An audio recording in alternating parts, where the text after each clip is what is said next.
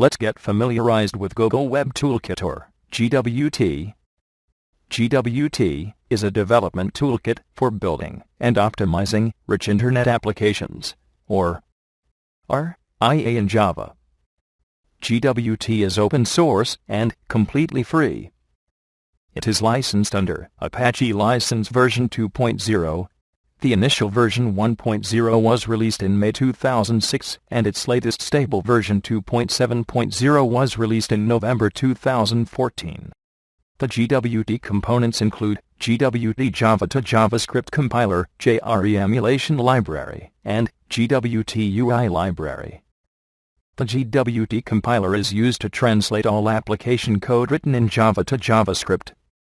The emulation library contains a subset of Java runtime libraries that include java.lang, java.lang.annotation, java.math, java.io, java.sql, java.util. The UI library consists of many subparts, including the UI components. The features of GWT are: GWT provides the developers with full-fledged Java debugging. It provides easy integration with Junit and Maven. GWT is dynamic and has reusable UI components. It supports internalization and localization. It also possesses browser history management. GWT applications run on all major browsers and smartphones. The following steps denote how to set up your GWT environment. Step 1.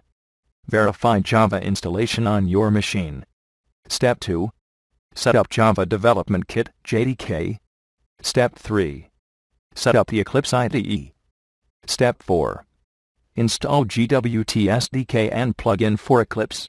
And finally, Step 5. Set up Apache Tomcat. GWT applications can be run on two modes: development mode and production mode. Development mode is typically used for development, swapping of code, and debugging. Production mode is used for deployment. Let us now see the actual parts of a GWT application.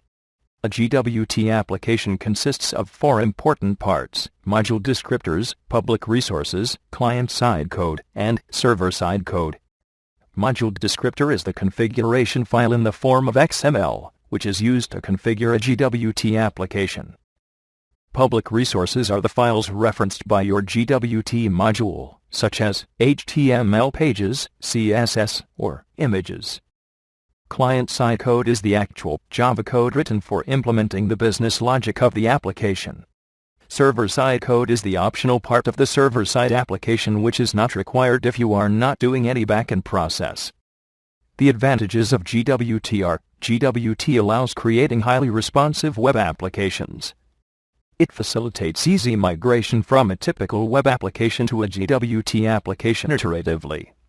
It also enables to use standard Java static code analyzers, like find bugs, check style, PMD, etc., to monitor code and design quality. It detects bugs at an early stage. It also writes more faster and compact JavaScript. Thank you.